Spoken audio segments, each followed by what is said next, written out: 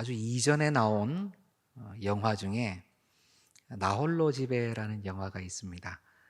제가 보기에는 못 보신 분이 계시지 않을 것 같아요. 왜냐하면 크리스마스 때마다 틀어주거든요. 예. 1, 2, 3편 몇 편까지 나왔는지도 잘 모르겠지만 하여튼 스쳐 지나가다 보면 항상 나오는 영화가 나홀로 집에라는 영화였던 것 같은데, 거기 그 주인공이 그 당시에 굉장히 인기를 많이 끌었죠. 아주 작고 그리고 소년인데 아주 똑똑하게 이렇게 이미지도 각인이 되고 사랑을 세계인들로부터 많이 받았지요. 그가 청년이 되고 장년이 되었을 때는 안타깝게도 여러 가지 뭐 재정의 문제나 또는 또 마약에 대한 부분이나 이런 것들 때문에 여러 고생을 많이 했다고 들었는데요. 어쨌든 그가 아주 소년일 때 찍었던 이러한 영화들은 공전의 히트를 쳤습니다. 그가 아주 약하고 예쁘게 생긴 소년이 아주 힘세고 나쁜 도둑들을 아주 기지와 여러 가지의 어떤 지혜로 또는 담대함으로 무찌르고 이겨나가는 모습을 볼 때에 사람들은 굉장히 통쾌감을 느꼈던 것 같아요. 그리고 또 그 영화에서는 가족의 의미를 굉장히 많이 강조했었습니다. 이렇게 담대하게 도둑들을 야단치고 무찌르는 이 소녀는 여전히 가족을 너무 만나고 싶고 엄마 품에 안기고 싶은 그러한 소년이라는 것이죠. 그리고 영화의 말미에 온 가족이 다 만나게 되었을 때 우리는 그때 안심하게 됩니다. 그렇지, 이제 이 아이가 가족들을 만나게 되었구나. 어린이 주일입니다. 우리 어린아이, 어린이를 생각하면 어떤 마음이 드십니까? 어린이 주일에 이렇게 좀 햇빛도 좀 온화하게 비치고 좀 날씨도 좋아야 되는데 이렇게 밖에 보니까 비가 주룩주룩 내리고 있습니다. 우리 아이들의 마음에도 비가 주룩주룩 내리는 거 아닌가 염려가 많이 되는데요. 우리 아이들은 우리나라의 미래다, 가장 중요한 자원이다. 또 정말 그 훌륭한 자체로서도 훌륭하다. 어린이는 뭐 이런 여러 가지 얘기를 할 수 있겠지요. 그런데 우리가 어떠한 생각 또는 어떠한 평가를 우리 어린이들에게, 어린 아이들에게 한다 하더라도 우리의 심령 가운데 한 가지 다 통일되게 원하는 것은 그들이 좀 잘 되었으면 좋겠다라는 생각일 줄로 믿습니다. 우리의 어린아이들이, 어린이들이, 우리의 자녀들이 좋은 것 있으면 경험했으면 좋겠고, 아름다운 것 있으면 보았으면 좋겠고, 맛있는 것 있으면 먹었으면 좋겠다는 것이 우리 어른들의 생각 아니겠어요? 그런데 이러한 생각은요, 바로 지금 이때뿐만이 아니라 동서고금을 다 물어나고 또 이 성경 시대, 1세기 시대에도 마찬가지였어요. 이스라엘의 부모님들은 자신의 아이들이, 자신의 자녀가 랍비의 품에서 선생님의 안수를 받으며 기도와 축복을 받기를 원했습니다. 그래서 그들처럼 존경받고 훌륭한 인물들이 되기를 원했던 것이죠. 예수님도 그 당시에 정말 유명한 선생님이셨죠. 랍비였습니다. 이스라엘인들이 보기에는요. 그래서 많은 이스라엘인들이 따라다니면서도 또한 그들의 자녀들, 어린 아기 아이들까지도 우리 예수님께 데리고 왔어요. 오늘 15절에 보면은 어린 아기가 나오고 16절부터는 어린 아이가 나옵니다. 아기 아이. 단어가 달라요. 그 앞에 있는 단어는 브레포스라고 정말 아기입니다. 갓 태어난 아기도 이 단어를 써요. 그런데 16절부터 나오는 어린아이, 파이디온이라는 단어는 이제 사춘기 이전의 말 그대로 지금 우리가 소년이나 소녀라고 부르는 그러한 이들이 바로 이 어린아이에 해당되는 것입니다. 그러고 보면 부모님들이 아주 어린 아기부터, 예, 짊어지고 안고 다니는 아기부터 함께 걸어 다니는 우리의 어린이들까지도 다 데리고 예수님한테 나왔다는 것을, 예수님 기도 한번 받고 그 품에 한번 안기려고 나왔다는 것을 우리가 알 수가 있죠. 그런데 그 당시에 많은 사람들이 붐비니까, 너무 많은 이들이 찾아오니까 제자들은 좀 많이 힘들었던 것 같아요. 그렇지 않아도 오병이어의 기적이라든가 무슨 일들이 있을 때마다 이 제자들은 뛰어다니면서 열과 오를 맞추고 서빙하고 그러면서도 예수님도 챙기고, 그렇게 힘든데 또 빽빽거리는 우리 아기부터 어디로 뛰어다닐지 모르는 우리 어린이들까지 같이 엉켜가지고 막 또 예수님 만나러 오니까요, 이들이 힘들었던지 그 부모님들을 꾸짖습니다. 꾸짖어서 이제 좀 그만 오라고, 아유 좀 적당히 하라고 꾸짖었어요. 흥미롭게도 이 꾸짖다라는 이 헬라어 단어는요, 주님께서도 많이 쓰셨습니다. 주님께서 바다를 잠잠케 하실 때, 꾸짖어 그를 잠잠케 하실 때 이 단어를 썼어요. 귀신을 꾸짖어 내쫓으셨을 때도 이 에피티마오라는 이 헬라어 단어를 쓰셨어요. 이것은 굉장히 강력하게 꾸짖고 질책하고 경계해서 제지하는, 못하게 하는 그러한 의미를 가지고 있는 단어입니다. 베드로도 이 단어를 사용했죠. 누구한테 사용했을까요? 우리 예수님께 사용했어요. 베드로가 가이사랴 빌립보에서 그 놀라운 신앙 고백을 하고 주님께서 야 정말 놀라운 고백이다, 하나님께서 너에게 가르쳐 주신 것이다, 이제 때가 되었다 하고 십자가 고난과 죽으심과 부활에 대해서 가르치셨을 때에 베드로가 갑자기 절대로 그럴 수 없습니다 라고 주님에게 항변하였다라고 지금 성경은 말씀하는데, 그 항변하였다라는 단어가 이 단어입니다. 그러니 베드로는 예수님에게 어느 정도로 항변을 했어요? 꾸짖고 질책하고 절대 그럴 수 없다고 정말 우리 주님한테 그런 느낌 우리가 이해할 수 있겠죠. 그로서는 이해하기 힘들었을 것입니다. 주님을 너무 사랑해서도 그렇지만 그가 지금까지 한 고생을 생각하면, 우리가 따라온 거 생각하면 왜 돌아가시냐고 안 된다고 말릴 수 있겠지요. 어쨌건 이렇게 제자들이 부모들을 막았을 때에 우리 주님께서는요, 이들을 부릅니다.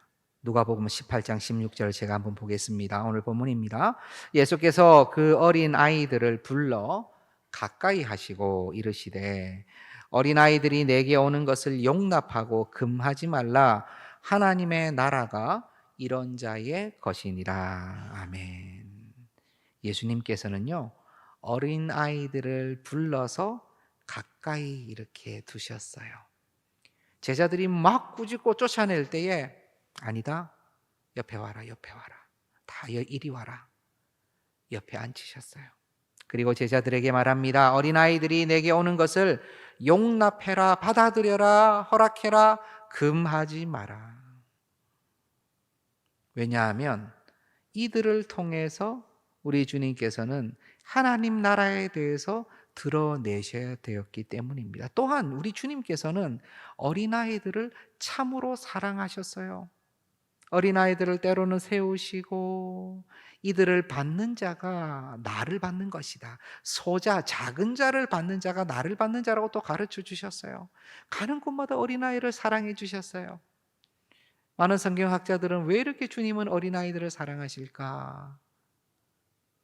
우리 주님께서는 이 땅에 아기로 오셨습니다. 이 땅에 태어나셨어요. 성육신 하실 때 어른으로 오신 게 아니라 말 그대로 여인의 몸에서 나셨습니다. 어린 아기와 어린 아이의 시절을 하나님이신 주님께서 다 지나셨어요. 그랬을 때에 주님께서는 이 어린 아이들을 통하여 보여주시고자 하시는 것이 있는 거예요. 주님은 어린 아이들을 볼 때에 우리 주님께서 걸어가시는 길과 무엇인가 흡사한 것이 있는 거예요. 실제로 어린아이라고 하면은 저희는 여러 가지를 생각하게 되죠. 강점과 약점을 다 생각하게 됩니다. 어린아이 하면은 좋은 점, 아쉬운 점 다 생각이 들죠. 성경도 마찬가지입니다. 사도들이 성령의 감동하심으로 말씀하실 때에 어린이라는 작은 자라는 말을 쓸 때에 두 가지 점을 다 써요. 예를 들어 부족하다는 입장에서 참 많이 쓰고 있지만 고린도전서 3장 1절의 말씀을 보면은 제가 한번 읽겠습니다.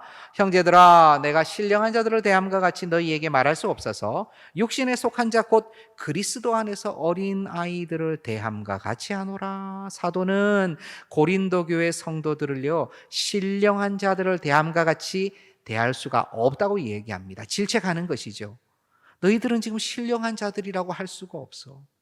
예수님을 믿는다고 하나 그렇게 많은 성적 부도덕과 너희 안에 시기와 질투와 다툼과 예언을 하면서도 서로 순서를 지키지 않으면서 어려워하는 여러 많은 일들, 믿는 자들끼리 서로 법에 호소하는 여러 많은 것들, 너희를 신령한 자라고 대할 수가 없어. 육신에 속한 자, 곧 그리스도 안에서 어린 아이들을 대함과 같이 내가 너희를 지금 대할 수밖에 없겠구나. 여기서 어린 아이는 무엇입니까?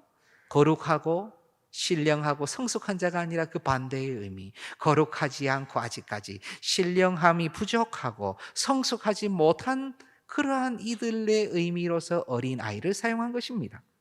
동일한 의미에서 히브리서 5장 13절도 있습니다. 이는 젖을 먹는 자마다 어린아이니 의의 말씀을 경험하지 못한 자요. 히브리서 기자는 의의 말씀을 경험하는 것은 어린아이가 아니라 장성한 자라고 얘기해요.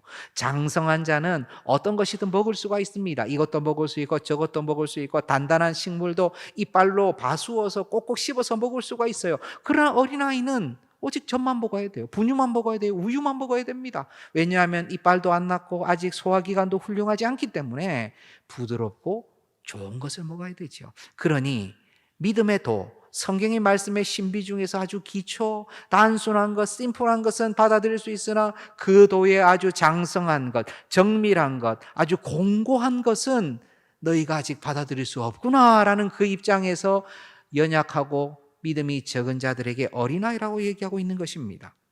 우리 생활에서도 그렇죠? 조금 어린이짓을 하는 친구들에게 뭐라 그래요? 좀 철 좀 들어라. 진짜 철을 들라는 의미가 뭘 든다는 의미가 아니라 어른이 되라는 의미 아니에요? 그렇죠? 어린아이 것을 벗으란 얘기입니다.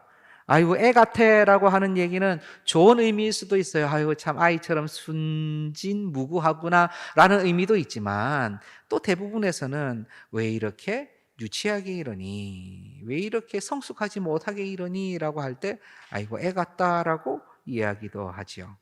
그래서 부정적 의미의 어린아이에 대한 의미는 참 많아요. 어린아이는 의존적이죠. 힘이 약하죠. 아직 제대로 된 성인이 아니기 때문에 뭐 미생이라고 하나요? 미생이라고 할 수도 있어요. 옛날 1세기에는 정말 이 미생이란 얘기가 많습니다. 지금은 어린아이도 훌륭한 존재지만 그때는 성년이 되지 않았으면 카운트, 숫자도 세지 않았어요. 아직 제대로 된 사람이 아니다라고 인식을 했어요. 결단이나 심력이 부족합니다. 체력도 부족합니다. 지식도 부족하고 판단력도 부족하고 일을 할 수도 없고 가정을 이룰 수도 없고 보호를 받아야 되고 공급을 받아야 돼요. 수많은 아쉽고 부족한 점들이 있습니다. 하지만 주님께서 어린아이와 같지 아니하면 하나님 나라를 받을 수 없다. 어린아이와 같이 하나님 나라를 받아라라고 말씀하셨을 때는 무엇인가 좋은 의미를 말씀하시지 않았겠어요? 어린아이 굉장히 긍정적인 의미를 말씀하셨겠지요. 성경에서도 베드로 사도가 베드로전서 2장에서 갓난아이들 같이 순전하고 신령한 젖을 사모하라라는 차원에서 어린아이의 좋은 의미를 얘기합니다. 갓난아기가 그 젖을 얼마나 사모합니까? 그 어미의 품을 얼마나 원해요. 자기가 먹어야 되는 그 우유를 얼마나 소망해요. 생명을 걸고 먹어야 된다고 소리치지 않습니까? 그만큼 신령한 하나님의 말씀을 너희가 갈구하고 소원하고 소망해라 라는 의미에서 어린아이를 얘기해요. 로마서 9장에 보면 큰 자가 어린 자를 섬기리라고 나옵니다. 여기서 어린 자는 무슨 좋은 의미, 안 좋은 의미가 없다고 생각할 수 있지만 성경에서 큰 자가 어린 자를 섬긴다는 말씀이 너무 많이 나와요. 성경은 놀랍게도 자꾸 어린 자, 둘째, 셋째, 내지는 일곱째, 아홉째 이런 아주 연약한 자들에게 집중합니다. 오히려 세상에서 인정받고 첫째로서 목에 힘이 있는 자들보다는 아주 연약하여 보이지 않는 자들, 그렇죠. 야곱이라든가 요셉이라든가 다윗이라든가 다 연약한 자들이죠. 가정에서는 말이죠. 어린 자가 좋은 의미로 많이 쓰이지만 가장 저는 좋은 의미로 쓰인다고 생각되는 것이 바로 우리 예수님을 지칭하는 어린 양에서 이 어린입니다. 이 어린 양이 성경에 굉장히 많이 나와요. 400몇 번이 나오는데 그중에서 예수님을 지칭하는 어린 양이 또 굉장히 많이 나옵니다. 요한계시록에서만 지금 30번 이상 어린 양이 나오는데 이것은 다 예수님을 지칭하는 말씀입니다. 요한계시록 5장 12절을 제가 대표적으로 한 절 보겠습니다. 큰 음성으로 이르되 죽임을 당하신 어린 양은 능력과 부와 지혜와 힘과 존귀와 영광과 찬송을 받으시기에 합당하도다 하니라. 죽임을 당하신 어린 양은 누구십니까? 예수님이시죠. 예수님이시죠. 그 예수님은 능력, 부지의 힘, 존귀, 영광, 찬송을 받으시기에 합당하신 분이랍니다. 이 어린 양, 우리 주님은 어린 양이세요. 왜 그냥 양이 아니고 어린 양이실까요? 왜냐하면 어린 양이 가장 완벽한 제물이기 때문에 그래요. 어린 양이 가장 온전한 제물의 대표이기 때문에 그렇습니다. 그냥 양도 괜찮아요. 하지만 어린 양은요, 더 순전합니다. 더 흠이 없지요. 어리니까. 아직 덜 살아가지고요. 세상에 흠이 없어요. 다친 데도 없고, 찢겨진 데도 없고. 순결하세요. 양들은 다 털을 깎을 때 조용히 따르죠. 그렇지만 어린 양은요, 조용히 따를 수밖에 없어요. 힘이 없어가지고. 목자한테 잡혀가지고 꼼짝달싹 못하고 털이 다 밀립니다. 어린 양은 도살장에 끌려가도 소리도 내지 못하고 큰 소리도 못 내요. 아직 성대가 발달하지 않아서 그저 있으면서 그저 잡혀가는 것입니다. 무고함, 순결함, 고난과 죽음에 대항치 않으시는 그 어린 양, 온전한 제물이 되시는 그 어린 양이 우리 주님이시라는 거예요. 그래서 우리 주님은요, 우리 주님께서 어린 양으로서의 사명의 길을 걸어가실 때 이 어린 아이들을 바라보시며 그 마음 가운데 그들로부터 어떤 것을 보셨던 것 같아요. 바로 그 다음 절에 그것이 나오는데 누가복음 18장 17절의 말씀입니다. 우리 17절을 우리 같이 한번 읽어볼까요? 함께 봅니다. 내가 진실로 너희에게 이르노니 누구든지 하나님의 나라를 어린아이와 같이 받아들이지 않는 자는 결단코 거기 들어가지 못하리라 하시니라. 아멘. 이제 드디어 왜 어린아이와 같은 자가 되어야 하는지를 말씀하시네요. 하나님의 나라를 어린아이와 같이 받아들여야 된다는 것입니다. 하나님의 나라를 어린아이와 같이 받아들인다는 것은 어떻게 받아들이는 거예요? 도대체 어린아이는 어떤 사실을, 어떤 일을, 어떤 뉴스를, 어떤 스토리를 어떻게 받아들이나요? 어린아이는요, 그대로 받아들여요. 본인이 신뢰하고 믿는 자가 얘기하는 것이라면, 아니, 신뢰하고 믿기까지도요, 굉장히 자신의 부족한 생각과 판단력으로 믿습니다, 사람을. 그렇죠. 우리는 의심의 도사입니다. 세상을 살다 보니까 사람을 보면 이 사람이 사기꾼인지 저 사람이 누군지 항상 조심하고 의심하고 바라보지요. 띵동 하면은 도대체 누구야? 혹시 나쁜 사람 아닌가? 당연히 생각을 하고 의심을 해야 되죠. 어른은 그렇게 해야 돼요. 그러나 자녀들은 어떻습니까? 어린아이들은요, 그냥 휘딱 문 열어버립니다. 이건 부족한 거예요, 사실은. 판단력이 아직 없는 거예요. 그리고 조금만 이렇게 살짝 꼬우면 금방 넘어와서 사람을 믿어요. 과자 같은 거 요즘 안 그래요. 요즘 하도 똑똑해져가지고. 예. 이전에는 맛있는 것만 줘도 내가 믿어도 될 사람인가 보다 하는 어린이들이 많았던 적이 있었습니다. 지금은 우리 아이들이 너무 똑똑해요.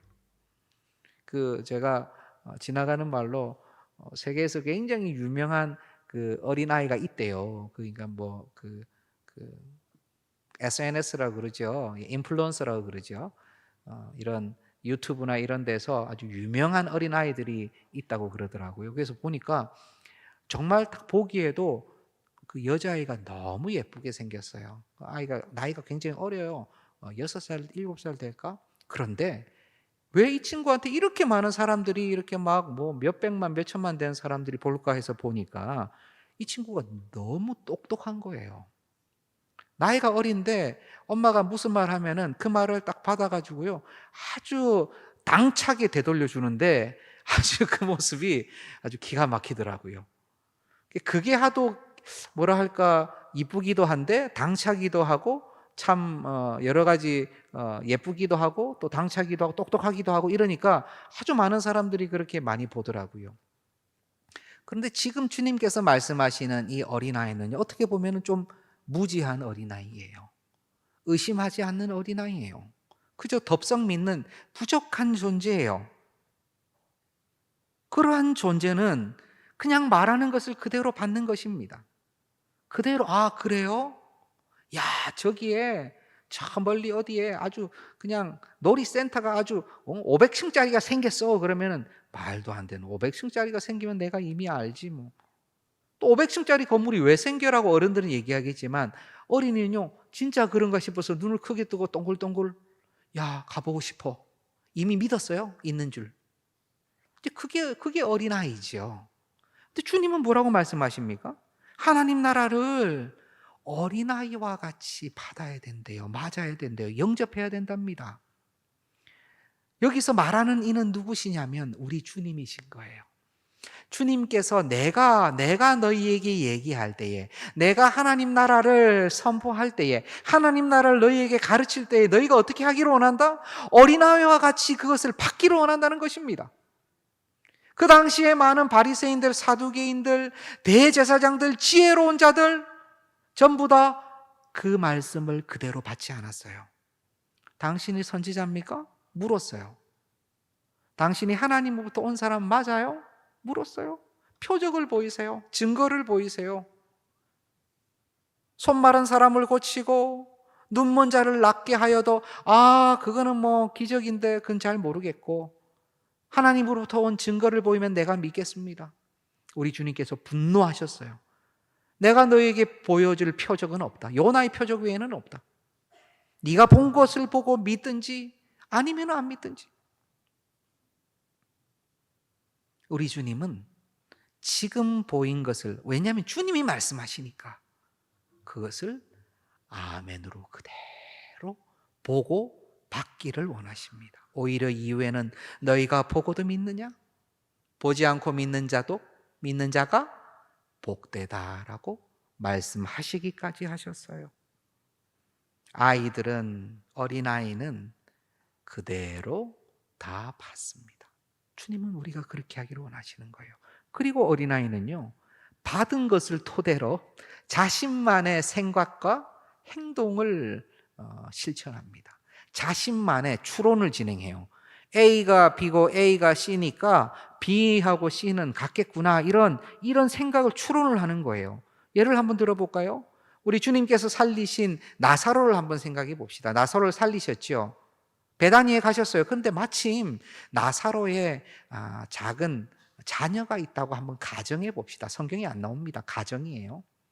근데 주님께서 가셔서 그 자녀에게 이렇게 말씀하셨다고 한번 가정해 봅시다. 얘야, 내가 이제 왔으니 조금 있다가 너의 아빠가 다시 살아날 거야. 그 어린아이가 예수님을 신뢰함으로 말미암아 그 말을 그대로 받았다고, 믿었다고 생각해 보세요. 그러면 그 다음에 그 아이는 어떻게 생각하고 어떻게 행동할까요?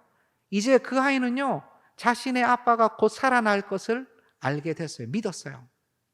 그가 만약 상복을 입고 있었다면 그는 상복을 벗기를 원할 것입니다. 그는 계속 한쪽에서 울고 있었다면 더 이상 울기를 원치 않을 거예요.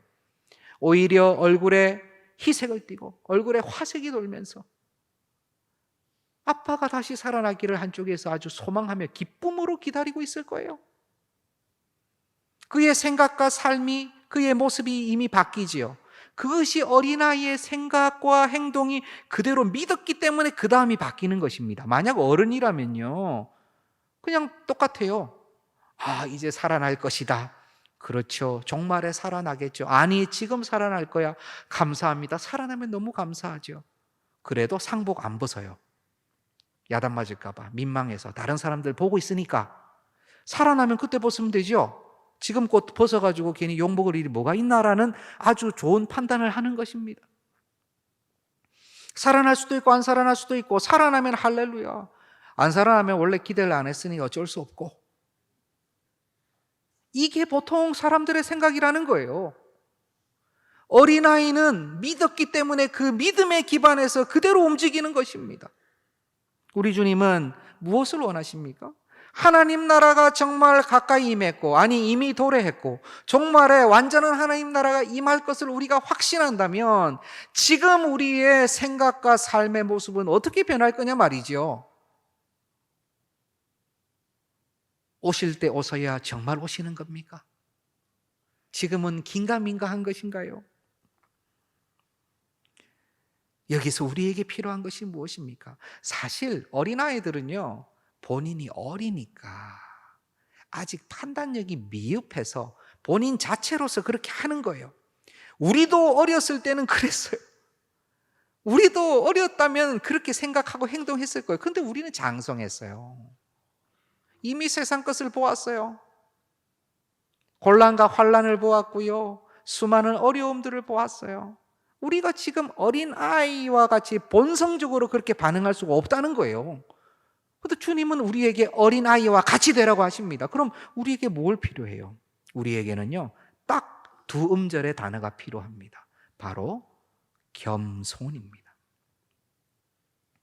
우리는 우리의 생각, 우리의 마음, 우리의 행동에 지금 우리가 어린아이와 같이 되기 위해서는 겸손을 장착해야 됩니다. 오늘 이 본문 바로 직전, 바로 위의 본문이 어떤 본문인지 아세요? 바로 바리새인과 세리의 기도의 장면입니다. 두 사람이 기도하러 성전에 올라가죠. 바리새인은 뭐라고 기도합니까? 하나님, 정말 저는 이번 한 주간 열심히 토색하지 않고 가늠하지 않고 저 옆에 있는 세리와 같이 죄짓지 않고 열심히 잘 살았습니다. 일회에 2번 금식하고 11조도 드리고 최선을 다해 살았습니다. 라고 기도했어요. 근데 옆에 있는 세리는 어떻게 기도합니까? 이스라엘에서 세리는 당시에 그냥 죄인이죠. 세리와 창기 항상 세트로 묶여 다녔어요. 그냥 직책 자체가 죄인이에요. 세리는요, 감히 하늘을 바라보지 못하고 가슴을 치며 눈물을 흘리며 주여 나는 죄인이로소이다. 주여 불쌍히 여겨 주옵소서라고 기도했다고 말씀하고 있습니다. 그때에 하나님께서 뭐라고 말씀하실까요? 그 부분이 누가복음 18장 14절에 나옵니다. 이 부분 우리 한번 같이 읽어볼까요? 시작. 내가 너희에게 이르노니 이에 저 바리새인이 아니고 이 사람이 의롭다 하심을 받고 그의 집으로 내려갔느니라. 무릇 자기를 높이는 자는 낮아지고 자기를 낮추는 자는 높아지리라 하시니라. 아멘.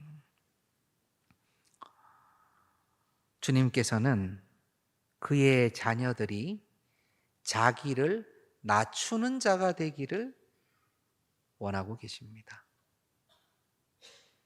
바리새인이 한 행위는요, 훌륭한 행위예요.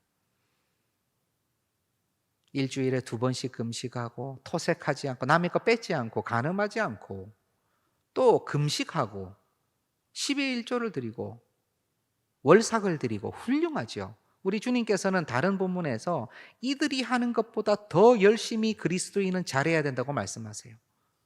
이것을 했다라고 문제가 되는 게 아니라 이것 더 잘해야 된다고 말씀. 포인트는 여기가 아닙니다.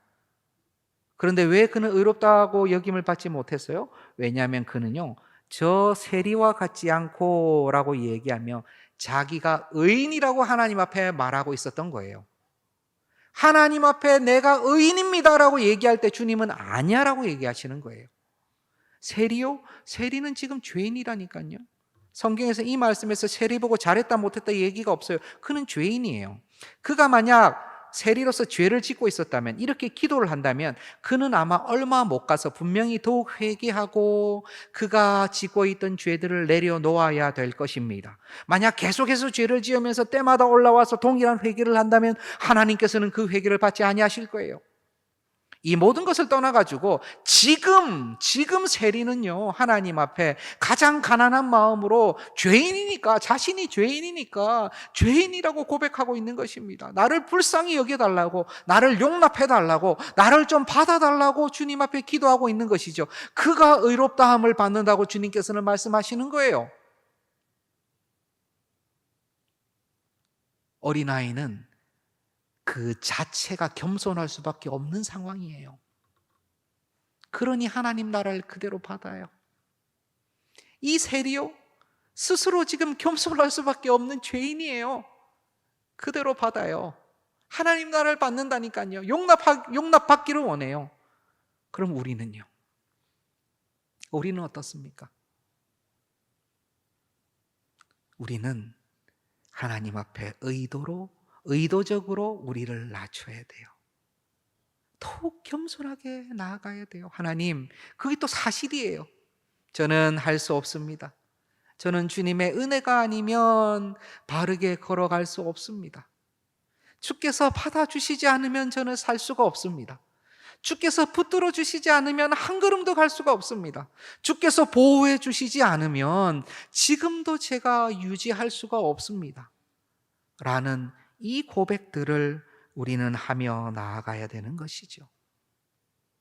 주님은 지금 우리에게 겸손을 말씀하십니다. 저는 이제 어린이 주일만 되면 우리 귀한 우리 동산의 권속들과 함께 겸손에 대해서 나눌 거예요. 하나님께서 가장 기뻐하시는 것이 겸손입니다. 자신을 낮추고 자신의 부족함을 알고 고백하고, 남들보다 잘한 것 같지만 주님 보시기에 별 차이 없다는 것을 알고 고백하고, 내가 더 거룩한 것 같지만 실제로 보면 하나님의 기준은 다를 수 있다는 것을 생각하고 겸손해지고, 내가 더 말씀을 많이 한다고 해서 교만할 수 없는 것이, 주님은 믿음으로 구원하시기에 그 믿음의 어떠함을 우리는 알 수 없기에 다시 겸손해야 되고, 이렇게 겸손을 많이 말하는 목회자가 가장 겸손하지 않을 수 있음을 알기에 또 겸손해야 되는 거예요. 제가 가장 겸손해야 되겠죠. 우리는 주님 앞에서 겸손할 때에, 사람들 앞에 겸손할 때에 주께 용납됨을 당할 수 있습니다. 우리에게 죄 지은 자를 사하여 준 것처럼 뭐예요? 우리 죄를 사하여 주옵시고. 우리가 겸손하게 사람들 앞에 나가고 다시 주님 앞에 겸손히 주의 은혜를 구하는 거예요. 주께서 사랑하시는 동산의 영가족 여러분, 우리는 정말 어린 아이들, 우리의 어린이들, 우리의 주일학교, 그 다음에 우리 중고등부 학생들 참으로 축복하고, 그들이 주님을 만나고 그들이 하나님의 말씀으로 교육받기에 우리의 생명을 다해야 됩니다. 그게 첫 번째, 맞아요. 어린이 주일을 맞이하여서 그들이 정말 귀하게 잘 커야 돼요. 동시에 우리는요, 그들의 겸손, 그들이 태생적으로 어쩔 수 없이 겸손하다면 지금 성장하고 성숙한 우리들은요, 의도적으로 겸손하여서 주님 앞에 나아가야 돼요. 주님 살려주옵소서. 주님이 없으면 살 수가 없습니다. 주님 나를 긍휼히 여겨주셔야 됩니다. 그래서 우리 오늘 예배 드릴 때도 우리 앞에 회개의 기도할 때 우리 사회자 목사님이 뭐라고 기도하셨어요? 주님 앞에 나아가겠습니다. 주여 긍휼히 여겨 주옵소서 하고 다 같이 기도하지 않으셨어요? 우리가 우리의 가슴을 치며 긍휼히 여김을 받기를 소원하는 것입니다. 그리고 우리가 겸손함으로 주께서 맡겨주신 우리 사랑하는 동역자들에게 나아가고, 무엇보다도 이 교회 밖에 있는 분들에게 우리의 겸손함으로 나아가야 되는 거예요. 겸손함으로 나아가야 되는 거예요. 그들이 잘했다고 그런 거 아닙니다. 그들이 하는 행위가 옳다는 거 아닙니다. 죄를 짓고 있고 죄인입니다. 그러니도 겸손하게 하나님 앞에서 그들이 구원받는 자로 발견되기를 소원하며 우리는 겸손히 나아가는 거예요. 세상에 있는 많은 사람들이 우리를 바라보고 리서치 조사를 하면요, 뭐라고 하는 줄 알아요? 그리스도인들을 바라보면 무슨 생각이 드는가 하면 놀랍게도 그들은 교만한 것 같습니다. 그래요. 우리 보고 교만하대요. 우리가 교만하게 보이고 한 적도 없는데 왜 교만하다고 그러지? 그들은 알아요. 우리의 마음 가운데 그들을 바라보면서요, 죄를 짓고 사는 사람들이지 하고 바라보는 우리의 눈빛을 알아요. 아유, 아직 주님을 모르지 하고 생각하는 우리의 마음을요, 그 사람들도 인격이기 때문에 자기도 모르게 느껴요. 우리가 혹 그들과 교제하고 상종하다가 죄에 휩싸일까 그들을 멀리하고, 가능하면 그들과의 아주 사적인 교제를 하지 않으려고 하는 마음들, 실제로 그게 또 주님께서 명하신 것도 있지만, 맞죠? 그들하고 함께 어울리면 또 술 한잔해 하는데 괜히 귀찮고 힘들고, 또 세상적인 얘기만 계속 하니까 믿는 사람들은 또 마음이 어려워지고 그래요. 그러니 자꾸 그 만남들 가지지 않고 같이 교제하지 않으려고 하지요. 그러니 세상 사람들이 바라보기에 우리 그리스도인들은요, 아유, 참 거룩한 사람들이네. 아유, 참 그래도, 아유, 그러면서 그 마음 가운데 우리들을 교만하게 보는 거예요. 우리가 원하는 것은 무엇입니까? 주님이 갖추신 그 마음이에요. 기진맥진에 있는 그 수많은 사람들을 먹이고자 하시는 주님의 마음, 광야에서 먹이고자 하시는 마음, 십자가에 달리실 때도 자기를 향하여 십자가에 못 박으라고 하는 죄인들을 향하여서 그들이 뭘 몰라서 그렇다고 대변하시는 우리 주님, 주님의 마음을 우리가 가지는 것이 겸손해지는 것입니다. 우리가 오늘 더욱 겸손해져서 어린아이처럼 겸손으로 무장해서 눈물에 겸손으로 나아갈 때에 겸손의 왕이신 우리 주님께서 우리를 긍휼히 여겨주시고 하나님 나라를 겸손의 방식으로 더욱 확장시켜 나가실 것입니다. 그 안에서 귀하게 사용되는 우리 모두가 되기를 간절히 소원합니다. 이 시간에 우리 한번 같이 찬송합시다. 우리 찬송할 때에 찬송가 565장 예수께로 가면 우리 찬송하기를 원하는데요, 우리 찬송을 하면서 우리 하나님 앞에서 좀 어린아이가 되었으면 좋겠어요. 저도 어린아이였을 때 우리 귀하신 믿음의 어르신들, 우리 장로님 권사님들 우리 말씀하실 때, 야, 어릴 때 정말 내가 순전하게 순진하게 주님만 사랑했는데 라는 고백을 제가 듣는 기억이 납니다. 저도 초등학교 때요, 정말 예배당에서 예배 드릴 때 다 앉아서 예배 드릴 때 저만 무릎 꿇고 예배 드렸어요. 믿거나 말거나. 예. 정말요. 예. 그때는 무릎이 괜찮았어 가지고 초등학교 1학년이니까 무릎이 당연히 괜찮겠죠. 그러나 우리가 나이가 2살이든 3살이든 나이가 102세든 103세든 하나님 앞에서 우리는 영원토록 어린아이입니다. 영원하신 주님 앞에서 우리는 어린아이죠. 오히려 천국에서 우리가 진짜 어린아이로서 충만함을 누릴 것입니다. 예수께로 가면 우리 가사 생각하시고 하나님 앞에 올려드리겠습니다.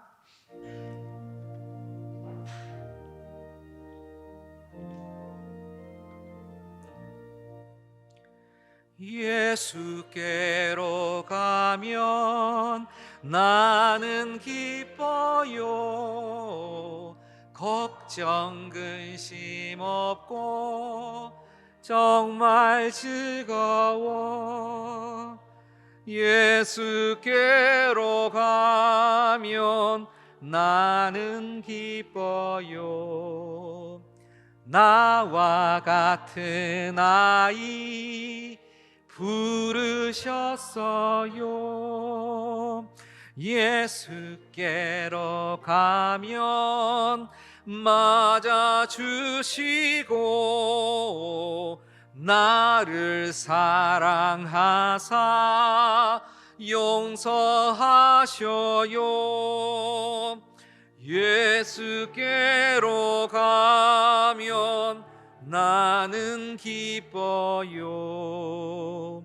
나와 같은 아이 부르셨어요. 예수께로 가면 손을 붙잡고 어디서나 나를 인도하셔요. 예수께로 가면 나는 기뻐요. 나와 같은 아이 부르셨어요. 아멘. 제가 기도하겠습니다.